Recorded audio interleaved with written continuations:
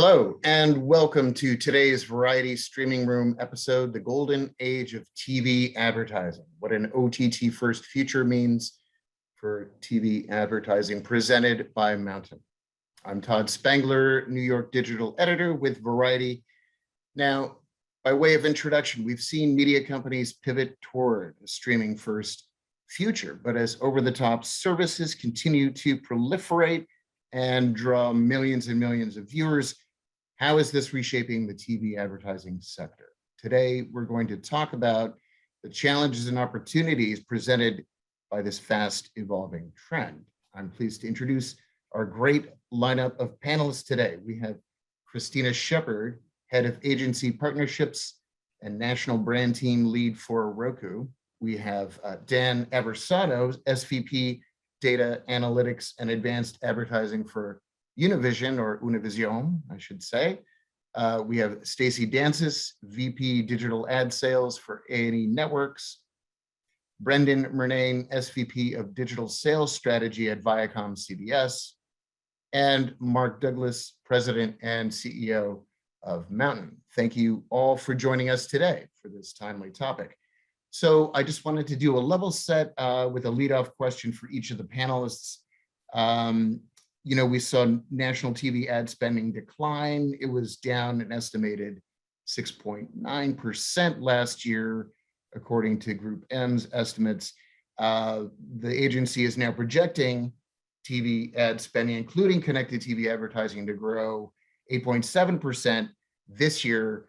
So, that's a comeback. It's a return to growth this year. So let me just go down the line here and ask folks, are you seeing a rebound in aggregate spend? Dan, let's start with you at Univision. Yeah, absolutely. So look, I think this year, and it's pretty much across the board, is a fantastic year to be in the media business and the advertising business. I think, at Univision, it's a little bit unique. We've seen, I think, a fair amount of audience growth across our linear properties, as well as our new digital AVOD and soon SVOD offerings as well. So for us, again, the dynamic is a little bit different. But I think what we did see this year is a really interesting supply-demand dynamic, where even in your core linear endpoints, there were massive price increases, really because there was overall depressed supply and massive demand for it. Right. So I think every major media company coming out of the upfront probably saw close to historical pricing. And by the way, that's not a good thing for the collective ecosystem. And I think that's where it's really important that we really double and triple down on AVOD, because that's where the supply growth is going to come from in the future. So I think it's really, really important that we architect that future in a way where it does enable scalability and sort of consistency across, so that as we do sort of right size the linear business, we can sort of start to correct some of the supply demand dynamics. Brendan, what are your thoughts here? Do you see something similar to what you just described?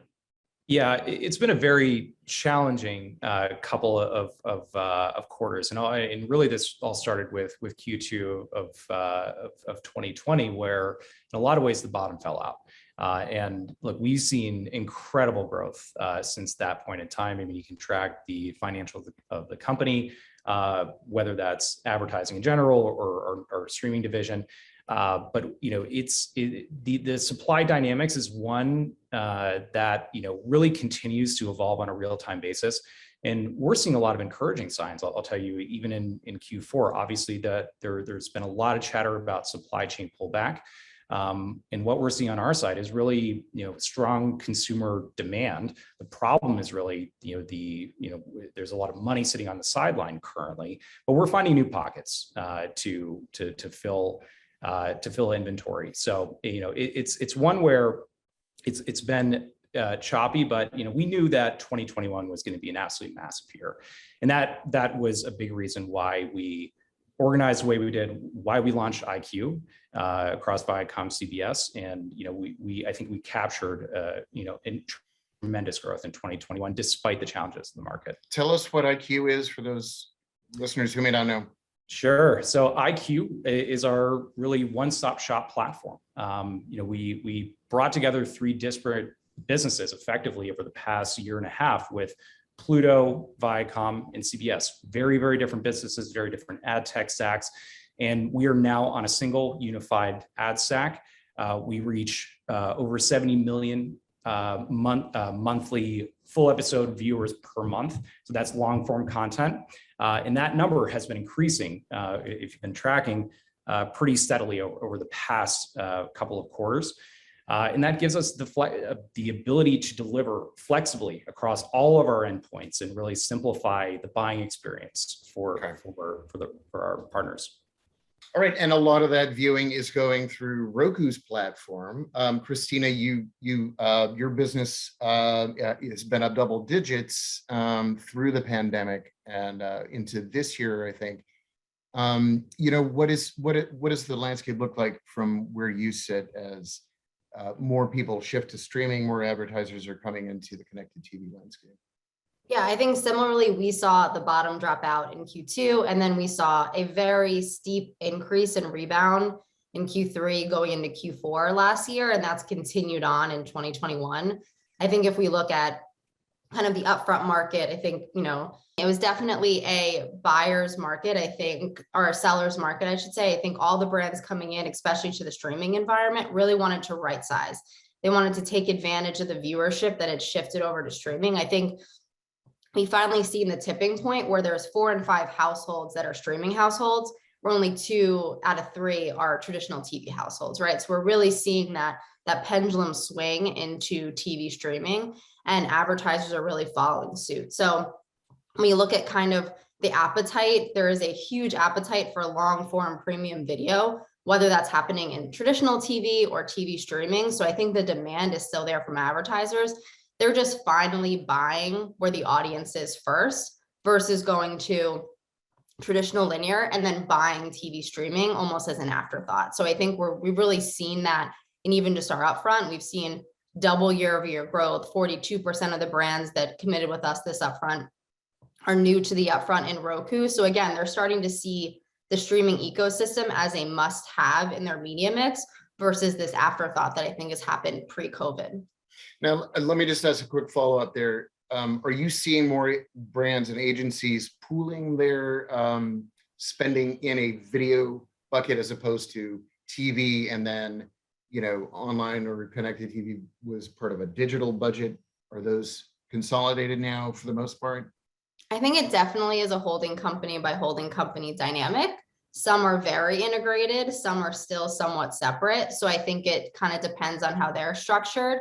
But I will say they're coming to us with a holistic view. And I think that's the difference. I think previously they came to us thinking we're this digital kind of ecosystem that they were buying almost on a test and learn basis. And I think now when they look at kind of their overall media mix, they're looking to Roku for core branding, demographic reach. I will say the added advantage of TV streaming is that we do somewhat check other boxes, right? So we can be that mass reach branding vehicle, but we also can be more performant with things like OneView, our ad platform for buying, planning, and measurement.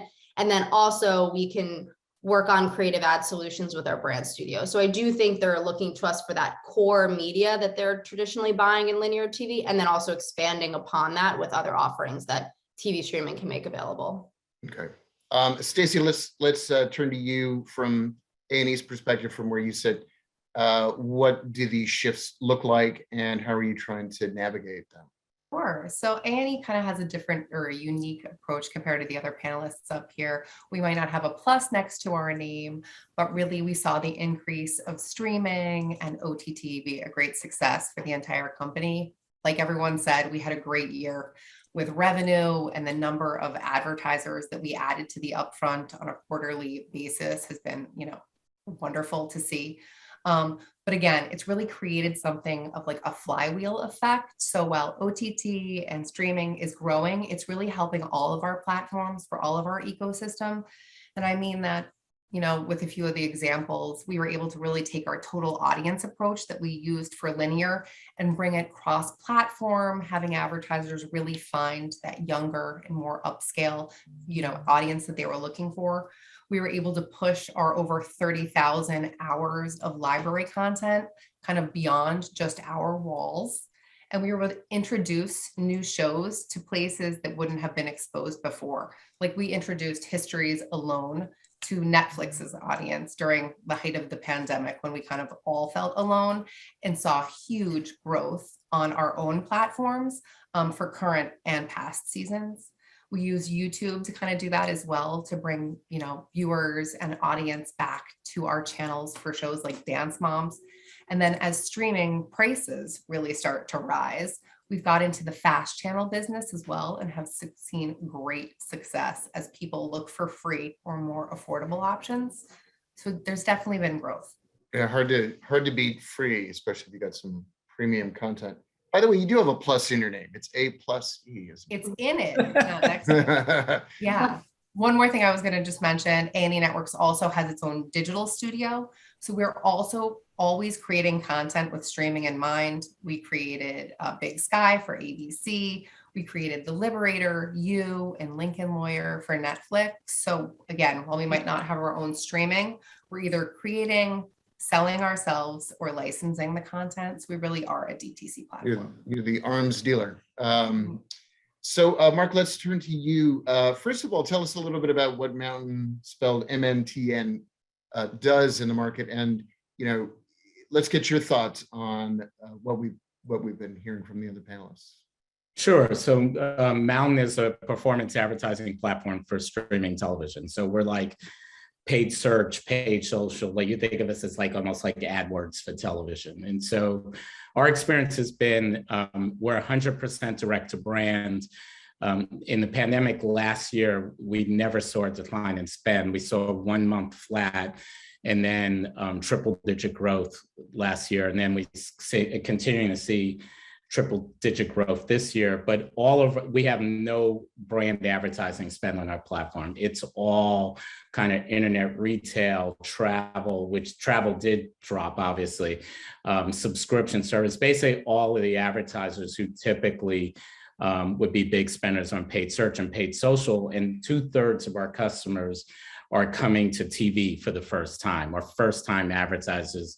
And that's nearly 200 new advertisers a quarter, with approximately 150 of them are first-time television advertisers. So it's just a very different experience, and they're excited about it, and they're growing their TV spend on streaming via our platform very rapidly. Winners and losers here is the linear TV side. Suffering, or Dan, as you mentioned, the upfronts were bonkers this year in terms of total spending. Yeah, I mean, look, it's hard to say that it's suffering. I mean, I think the TV ecosystem is continuing to evolve. One of the things that I think we collectively all need to stop doing is predicting the death of television. What we're seeing is the redefinition. It's like the year of mobile 10 years ago. Every year was the year of mobile, and it really was just the evolution of the ecosystem. I think we're seeing the same thing here, right? The reality is we're redefining what is television, right? So when we say TV, more and more, that doesn't just mean, over the air linear viewership via, an MVPD box. It's consuming long form premium video content wherever we distribute that, right? So the TV business is healthy and as robust as ever. It's just being redefined. Now the piece, and we kind of touched on it before, that as an industry, I think we do need to move a lot faster in, is this idea of TV and digital, right? Because we talk about digital as if it's one thing. I just talked about sort of the redefinition of TV. The reality, digital is not one thing. Digital is like 80 different distribution endpoints for us, right? We have networks who literally at some time, at some points have as many as 80 different distribution endpoints, different platforms, different technology, and different data exist across all of those, right? So this notion that, well, we just need to make TV and digital work together, or think about the way we budget across those things, I just think it's a gross oversimplification of what's really happening. So sort of the TV business, very healthy, being redefined. And what I would love to see us focus on is how we sort of double down on this concept that digital is not this one simple, great thing. It's actually very chaotic. And I'm sure Mark lives that every day. There's certain endpoints, I'm sure there's a lot more that he can do. Other endpoints, he has a lot less data and more complex technology that makes performance marketing, frankly, a lot harder. Anybody else want to jump in there? I mean, you're alluding to the fragmentation of just digital connected TV space. Go ahead. we didn't go over ground rules at the beginning of this, but I was going to do like the clapping emoji. I'll do it now for Dan. Here we go. I didn't know we could do emoji.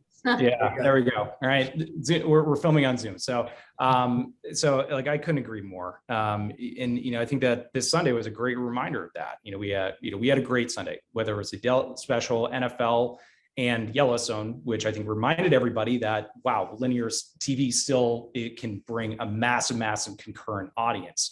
And we're far from the death of television. It's evolving. I agree 100%.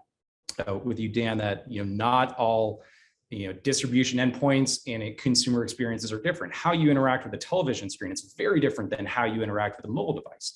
I think that the ad experiences that you see on those two different things are extraordinarily different. So I agree 100%. They are different markets. I think that it's nice to try to think that it's simple and lump them together, but I agree there's an incredible complexity inherent within it. Yeah, and I think so. As long as everyone wants to sit on the couch and watch TV on their television screen, there is still going to be a demand and an appetite for it. I think it's incumbent upon us to try to reduce the friction and the fragmentation that exists in the ecosystem. So things like, digital ad insertion, right, that we're obviously working on with our Nielsen acquisition, like that kind of brings together the targetability and measurement of digital into the linear space, right? So a brand can come to market and say, they want to run mass reach media across TV streaming and linear, but then also complement that with more targeted media that's addressable and performant. So I think it's kind of the partnerships that we can all do in the ecosystem, the technology that we can bring to the table to help brands just buy the same content they've loved in the way that they want to now that they haven't been able to before. Yeah, I mean, Christina, it's funny the way that at Univision, the way that we think about that, there's three, like, I would say core, legs to the stool for us in terms of innovation and the way that we think about it evolving the advertising business. It's aggregation, right? How do we take all this complicated fragmentation, both from a consumer standpoint and from sort of our standpoint, right? Our distribution deals are highly fragmented now. How do we pull all that together and make that simple? That's really important. The second is precision. We want as much precision in all of those endpoints that we can put the exact ad in front of the exact person, the exact moment that we want, right? That's really, really important.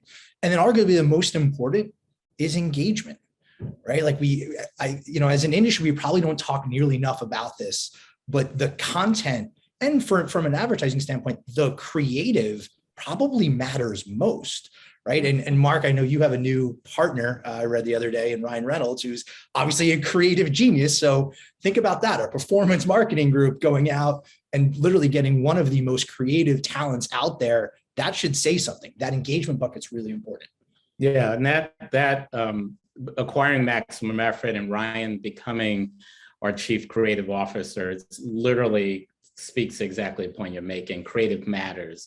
And we want to put it front in our business. We're delivering media over streaming television with all these TV networks and others against that content, but creative does matter. And so we wanted to make that front and center. I can also talk to just a few interesting points about this idea of death of television, where actually it's not dying, quite the contrary. We're measuring visits and conversions, like actual purchases against TV ads. And if I do an ad against a show like on A&E, it will outperform an ad against like a TED Talk web video by over 1,000%. Really? So having people, this is what Christina said. Hey, where's that clap emoji? Where do I find that? I'll clap for that one Yeah. too. There we go. Yeah, I mean, it's night and day. It's like, and you can compare that to YouTube also in terms of, because YouTube pre-rolls don't perform. People who engage, who are really watching television, engage in the show, and you have, ads during the show, they respond to those ads at like 1,000% more than they will any web video ad anywhere, including YouTube. So TV's not dying, quite the contrary. There is one more point I want to make real quick, which is there is one change on streaming. All of our customers, I should say none of them pick the show. They pick the audience they want to reach. So streaming brings digital advertising capability, audience first. Who do I want to reach? And then you just see what show those households are watching. So it's the reverse of linear. Linear is still show first, broad audience, streaming is audience first, and you can really target who you're trying to reach with that ad. Yeah, Mark, I think that that's probably true for the legacy linear TV environments. But within the last 10 years, even where you don't have DAI, think about the advent of audience targeting, and we call it DDL, right? Data-driven linear, where, at Univision, we are doing a lot of audience deals. I was at Warner Media prior to this. We built a very big audience business. Viacom did the same with Vantage. A&E's working in that space as well. So I do think sort of this intersection, audience absolutely matters, and who you talk to is important. Yeah. But where I sort of also get hung up is there's still a lot of value in the Super Bowl or Latin Grammys tonight on Univision. Like, that is a big, beautiful premium environment that can drive a lot of engagement. So, I think I sort of see them as maybe ends of the spectrum. And I think, to your point, the medium shouldn't be, that's not what's defining it, right? I think it's where you have precision versus where you don't, to some extent. But I would love to see more of like the crossing of those things. There hasn't been a lot of work done in that space to understand, what if I get the right audience in the absolute right context with the right creative? Now, all of a sudden, maybe it's 10,000% better. But right. I mean, that's, that should increase the value. And, we hear these case studies of really great, performance on digital, but, we've also heard connected TV is undervalued relative to traditional television. Why is that? And, will water find its own level at some point? Stacey, or maybe Christina, you want to take a stab at that? I mean, I feel like a lot of people have talked about fragmentation and us not having the same data from all of our partners. Like Dan was saying before, A&E has many, many endpoints.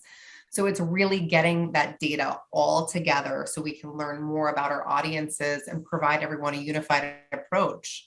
I mean, I think one of the problems in our industry right now is there's so many answers. I mean, we have come a long way and we're starting to get those answers, but there's still 85 plus companies that can provide part of or slivers of the answer that can kind of bring it all back together to us. I mean, A&E is certainly up to, and willing to work with these companies until we get to that.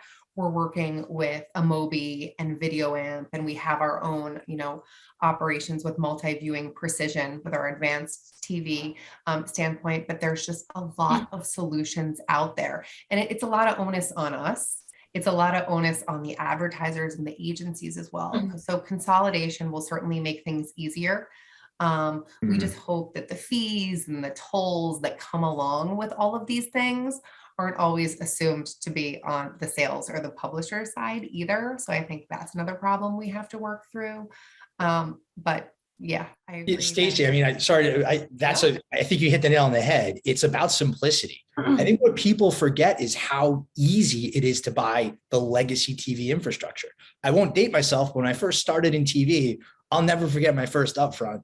I watched a gentleman by the name of Frank Scrizzi, who in my opinion is one of the greatest media salespeople, ever in this ecosystem.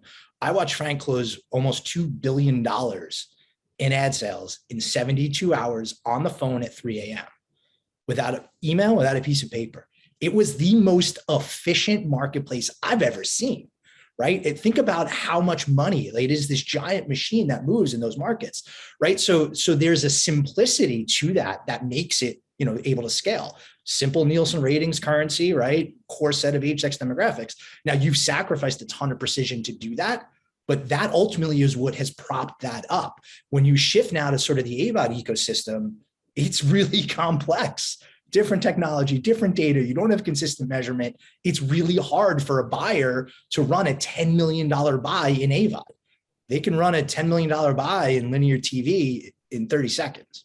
Yeah, so go ahead, Christina. I was going to say, I think one of the big misnomers, and maybe to your point, Todd, of what's holding back the perception of CTV is one, I think, this idea that AVOD reach is not, or AVOD is just not growing overall, which is just inherently not true. We see that on our platform. It's the fastest growing segment. We've added 200 fast linear channels into the Roku channel. It is like the top 5 channel on the platform. So there's such an appetite for it. Consumers don't want a subscription stack. They don't want to add a 5th, 6th subscription, get to the same price. They really want to lean on ad-supported content. So I think it's really educating the market that it is growing. It's a big segment and it's going to continue to get more and more reach as folks cut the cord. I think the other piece is absolutely fragmentation. Not every platform is created equal. We all have different tech stacks, different offerings, different measurements. So I think it's, again, the fragmentation piece goes back to potentially what's holding CTV back a bit is it is really easy to buy linear TV. There is legacy measurement and success metrics built off of the way linear runs, the currency, et cetera. So I think the ability to allow for holistic measurement, holistic buying, allows a buyer to really have at the tip of their fingers an easy way to go and understand and buy CTV that right now might not exist. I think we're in this kind of transitional period that hopefully, again, we all in this group can kind of band together to, lean in on things that can make it a simpler ecosystem to understand, because there's so much there. And I think the other piece is, people are cutting the cord, households are cutting the cord because there's amazing content. It is cheaper, but also for the promise of a better ad experience. So I do think,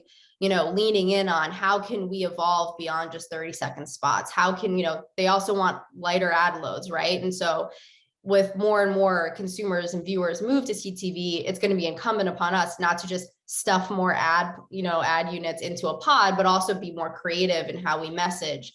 We've really leaned in on that with the brand studio, with shows like Roku Recommends that have sponsors, and it kind of answers the question of how do you find the best content on the platform? It kind of curates that on behalf of Roku to the consumer with brands, able to sponsor that experience. So I think that'll be another really big piece on how big CTV can get overall. Yeah, I want to add to Christine's point, because there's a way to net out.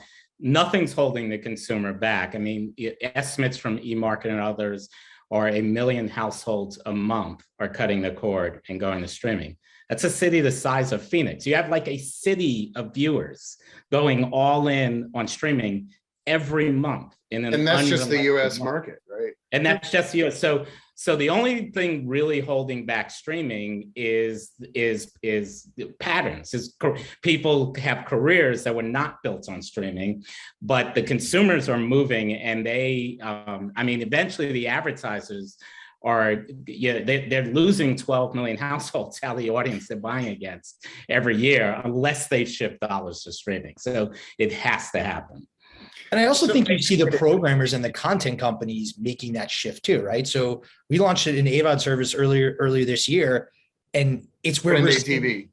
Prende TV, all of the growth, a significant portion of growth, double, triple digit growth is happening there. So I think it's also, you had a period of time where, the legacy linear companies, I think, were scared of streaming. Like I remember, 8 years ago at a conference, you'd have, heads of media research at big linear companies sit up there and talk about if Netflix was a network, it would be the 88th ranked cable network.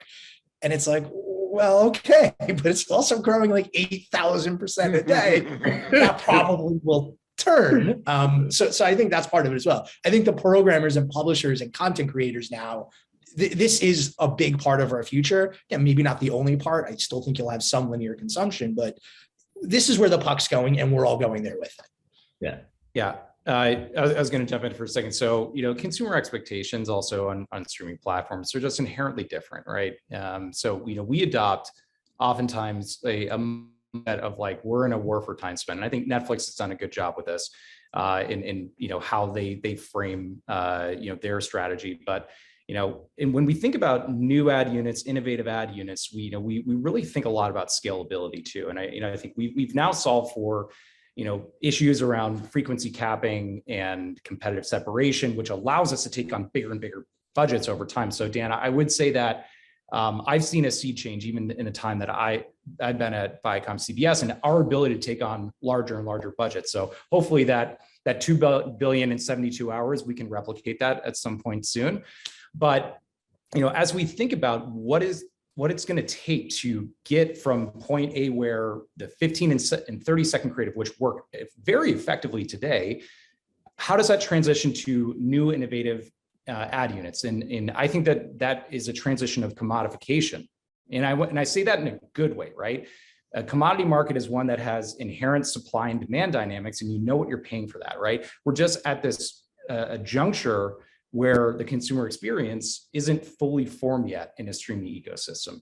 And it's going to get there. And I think that if we all are focused on, what are the right products and how do we price them and how we can effectively create markets beyond these 15 and 30-second creatives, I think that that's going to really lift up this entire ecosystem. So my question is, to get that kind of efficiency and scale that you're talking about, is there going to be consolidation on the platform side? In other words, you're going to have, half dozen platforms that matter on connected TV streaming, or, is this going to come about through standards and the measurement folks who are being dragged kicking and streaming into this screaming, Freudian slip there. You see what I'm getting at. Maybe it's a mix of both. I don't know who wants to. I mean, look, it's a really good question. I'll tackle it from maybe a few different points, right? So from a timing standpoint, it's getting better, but it is moving slow, right? So the notion of having true scalability where there's consistent technology and data stacks that fuel everything from targeting through activation and measurement, we're not there. I mean, not close. And I think we're still probably many years away. I do think certain platforms are starting to emerge that have a lot of scale on their own. And that's really, really interesting. How you get everybody to work together, that's hard. I mean, look, at Univision, we're part of OpenAP. In a prior life, I helped start OpenAP. That was what that was trying to solve for in one small piece of this, right? In the audience world, how do you standardize audience definitions among major media cos and major, holding agencies? And that worked and it's working, but look at how long that took. So I don't know how long it's going to take. I do think there has to be some semblance of standards. You're not going to see enough consolidation where there's only one or two platforms that matter. And Christine, I know you would love it if there was just one platform that matters. There's going to be a few. So at the end of the day, we have to get to a point where there's standards, but it's not just measurement. It's identity, it's targeting, it's audience activation and audience resolution. There's a lot of areas, I think, to chunk up there. By the way, the flip side of fragmentation is ultra consolidation, where in the digital space, you've got Facebook, you've got Google, and everybody else. I mean, there is dollars being spent at scale. I mean, the TV market, I think last year or the year before, is estimated 182 billion worldwide. Google and Facebook alone are 192 billion. So you can move billions of dollars in front of consumers. And you don't even have to have a sales team to do it. It can be done self-serve. It can be done where the advertiser, is going in, changing budgets every day, but it's a different type of motion for the advertiser, and it's going to be for the publisher also, where there is some sense of a platform and budgets, and there's confidence that if I increase my budget, $100,000 or $1 million this month, that there's enough inventory to fill that, especially when I'm going after specific audiences. So we have to bring digital tools to television in order to spend money at the scale that Google and Facebook are already doing digitally. So that's, but I think, hopefully leave behind. Yeah, sorry, Mark, but hopefully leave behind the big digital problems like brand safety and fraud and all fraud. Well, right. The easiest way, that is a big problem. The easiest way to deal with brand safety is think of CTV as being with TV networks. When you have a lot of players trying to treat web video like it's connected TV, it's not. It's living room quality. The way we think of it is we only want our customers to buy against what we call living room quality content, actual TV networks. There is no web video. There's nothing even remotely. So if I'm buying against Univision, there's no brand safety issue at all, period. And so that's the key, is getting a consistent definition of what is CTV and getting all agencies, all brands to say, that's what I want to buy against. Great point. Very good point. Christine, I think you had a point to make. Yeah, I mean, definitely would we love for Roku to be the only show in town. We know that's absolutely not going to be kind of where this nets out. I mean, I think we do know that 50% of impressions run on Roku's platform, right? So in terms of share, but with that said, it's kind of like linear networks, right? Like you're either a Samsung household or you're a Roku household, right? So they're complementary touch points for advertisers to use and to advertise on. I think that's why we came to market with OneView, to have that holistic planning and measurement tool for brands to have at their disposal with a CTV first lens. Because I do think, yes, there will be an idea of what does identity or measurement look like, and is there one common kind of source for both? I think right now there's a lot of talks about, new emerging currencies in addition to Nielsen, right? So I think that's going to kind of iterate. I think brands do really want one source of truth. Now, whether that's one source of truth per brand or one source of truth for the ecosystem will be the question, but we really are in that transitional period. I think, again, I think it's incumbent upon us as a platform in CTV to focus on partnerships that allow for easier, buying and measurement across. We do have a measurement partnership program of 20 third-party partners that brands can bring on board and validate and get that holistic view. But I think the question will become, is that what we want? Or do we want to kind of solidify a core measurement and identity model with CTV that makes it more consistent across the board? And I think that's kind of what time will tell a little bit. But again, us as that platform with the majority of CTV impressions and the ACR data to connect to linear with DLA, we do hope that we're at least helping brands have more of that holistic view, reduce fragmentation, get that consistent identity and measurement to at least be able to mirror that of what they love about linear, which is consistency and simplicity. And that integration for that single source of truth, I mean, that falls to the content providers today, right? In terms of being able to queue up the audience or I mean, maybe it's a combination of Dan, you and your partners. I mean, look, in the CTV space, a lot of the data, the concept of third-party measurement does start to break down when you get into the CTV space. It just does. It is a harder thing for a third party unaffiliated without 8,000 different levels of permissioning and rights. It's hard to measure. So a lot of that measurement right now certainly is coming, from the publishers and content creators and sort of the app owners themselves. And look, that the notion, I agree with what Christina said, this idea that I don't subscribe to the thought that there is going to be a Nielsen replacement. That's not to say Nielsen is going to stay the way it is forever, but I don't think there's like one measurement company that figures this out and replaces everything. I think you end up with probably multiple solutions, and I think you end up with certain brands wanting to, transact and utilize different data sets. So I do see more of a brand by brand type currency. Now, again, there's not going to be 80 different options there. There might be 4 or 5. I mean, NBCU put out, Kelly over at NBC put out an RFP for new measurement partners. She got 100 responses. I've said this a million times. There's not 100 companies capable of measuring media. There's just not.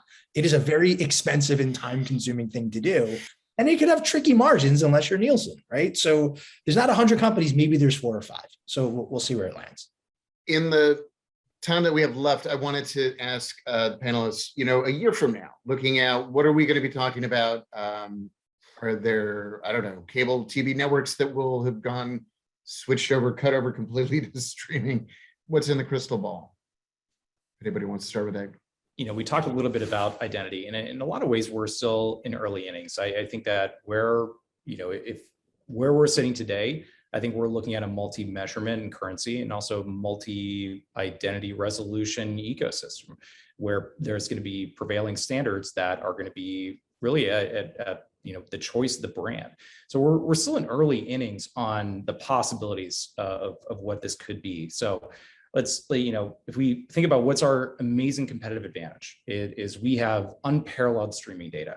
And we use that in ways such as, campaigns where we surround first party data you're talking about. Yeah, first party streaming data. So, we'll use that in ways like selling campaigns where we'll surround like a big Paramount Plus original launch, and all the library content will fill the media and do a sponsorship package that blends all that together. But I'm excited about the possibility of commingling our first party streaming data with retailer, with CPG. Because I think that's where we're going to find more and more insights and more powerful segments. So I'm excited about that future. Okay. Stacey, why don't you give us your read on the next 12 months or so? Sure. I mean, I feel like we're only going to continue to see growth within the space like we've talked about. I think as there starts to be a little bit more consolidation, or people start to agree on using the same metrics, it's only going to grow. And as programmatic capabilities and opportunities get easier, it's only going to grow more too. I think DTC advertisers and the amount of brands and new advertisers we've seen enter the world because of OTT and streaming, it's also going to be growth. And then I think we touched on it a little bit before, like the amount of interactivity or different ad product usage in this space, I can only see growing, whether it's pharma, whether it's DTC. A lot of people have been co-pro ads like packaged goods and QSRs, along with movie releases or show releases or streaming services. And we've seen a lot of success with that. I see the ad unit and the creative really changing, and those experiences growing as well. Dan, what do you think? I mean, we've heard about interactive TV advertising, going back to Jennifer Aniston's sweater on Friends, you can buy it in the show. I mean, that kind of thing. What's the real promise, in your opinion, on, whether it's a pause ad or a binge ad or a click to send info type of Sure. I feel like it's probably different for every single brand and advertiser out there. We're working with Shark Ninja right now. Lifetime is in its holiday. It's in its prime time right now with It's a Wonderful Lifetime. And we are focusing on Shark Ninja and their air purifier with shoppability. We're actually running all of our QR shoppability units across Roku and our Roku footprint right now, and using SMS for them. So of course, return on investment is going to be big. We're in holiday shopping prime time right now, and those Lifetime viewers are in the holiday spirit when they're watching those shows. But I do think for people like pharma, it's important to get all of that, additional information, those added videos and all that legality information. So I think it's really going to be brands by brand, but there's so many opportunities with OTT. All right. Christina, what's your read on the next 12 months? More Roku originals, more viewers on the platform overall. Any particular changes you would like to see in the industry? Yeah, I mean, I definitely think the three areas we're most focused on are automation, content, and innovation. I think that's kind of what we're all talking about. I think the automation piece, again, puts the control in the hands of the buyer in terms of measurement. I think, they no longer want to rely on MMM or other measurement tools that are a year plus old. They want real-time data. This industry is moving so quickly. And I think in the next year, we'll see continued acceleration of, again, those 12 million households cutting the cord and moving over. And so I think automation will be a big push, and we'll see more and more TV investments move into automated platforms. I think innovation, to everyone's point, I think in terms of interactive and the promise of TCOM, I think step one is just creating a user habit and behavior to make them understand how to interact with their television. I think that's step one. I think right now we'll see the first phase be, using their second screen, using their cell phone. In March Madness, we partnered with TurboTax and Snapchat and actually had an, augmented reality opportunity where they could use their Snapchat app and get kind of a, shooting of baskets on the TV screen, which was definitely, I think, phase one. And I think we want to continue to offer that to more and more brands to take advantage of the two-way engagement that streaming actually allows for, that linear TV doesn't. And then I think kind of content, to your point, I think we released 23 Roku originals in Q3. I think we want to continue to double down there, create more content experiences and opportunities in the Roku channel. Because again, as I mentioned, that opportunity for free content, there's such an appetite for it and such an audience there. And I think we want to make sure that the Roku channel is able to offer really premium content that's typically not ad supported and free available in that experience. So I think, yeah, go ahead. Well, I was just curious. I didn't mean to interrupt, but do any of your content providers see Roku itself being competitive? Is there any channel conflict? And how do you deal with that?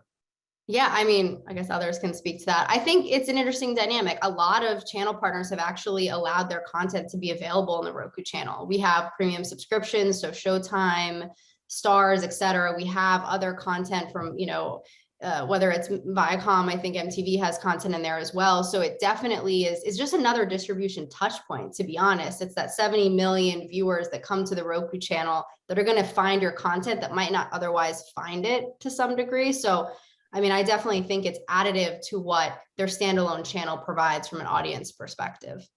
Okay. So co-opetition in a way. A little friendly competition never hurt anyone, right? All right. Dan, you guys are getting ready to launch an SVOD service. You're going to continue growing Prende TV, the AVOD service. How are those, I guess how does the SVOD affect your AVOD strategy, and how do you make them work together? What does it all mean for you guys in the year ahead? Yeah, I mean, let me start really broadly. So for Univision, I think the path forward, we are going to continue to focus on our AVOD and SVOD offering. AVOD, we will continue to see massive growth. I think at just a macro level for Univision, the story is a little bit different, right? We still have hundreds of big national advertisers who don't see the value in the US Hispanic audience, which is crazy. 20% of the US population, nearly 20%. And there's still advertisers who don't see the value in talking to that audience in language and in culture. So that will be a big part of what we keep sort of, reminding and proving the value. We see that it works day in and day out. So that'll be a big part. I would say just more broadly for the industry though, not much is going to change in 12 months. I hate to say that and be like the naysayer, but like, look, this industry moves really, really slow. The amount of inertia is staggering. I think there'll be lots of continued testing, and I think you'll see lots of learnings coming from those tests. But the notion of any big, massive change in 12 months, this business doesn't move fast enough. Well, except for the secular changes that we've been talking about. Yeah, but even those didn't happen over 12 months, right? Like the reality is a lot of the things that we're talking about took us 12 years to get to. True. Okay. So I think that's something that we'll all struggle with. Well, we're just about out of time. So Mark, we'll leave you with the last word here. What's your crystal ball gazing telling you? Well, I agree with pretty much everything that everyone said. I think one word that was used was programmatic. And so to the extent that we get more and more streaming inventory essentially sold, made available programmatically, I mean, that's how we work. We're 100% programmatic. That's how Trade Desk works. They're 100% programmatic. What's really key about that is the moment you're buying CTV programmatically, you inherit everything that's been built up already in the digital ecosystem. So for example, we have integration with Google Analytics and Adobe Analytics. Both Trade Desk and us integrate with Double Verify. We have integration with LiveRamp and Oracle Data Cloud as well as Trade Desk does. So that and Trade Desk and us serve, I'm bringing their name in only to show that it's all because both companies are programmatic, even though we're servicing different parts of the market. So I think that's where I'd like to see the industry to go. And I think you'll see more growth in that, and that will accelerate some of these changes that we've been talking about. More collaboration. Yeah. I'll clap to All that. right. Yeah, good. Clap to that. Well, I will clap to our panelists for a great discussion today. Thank you so much. It's been really great. And thank you for the thoughtful and thought-provoking conversation. And to our viewers, thank you for watching today. We hope to see you back for future episodes of the Variety Streaming Room.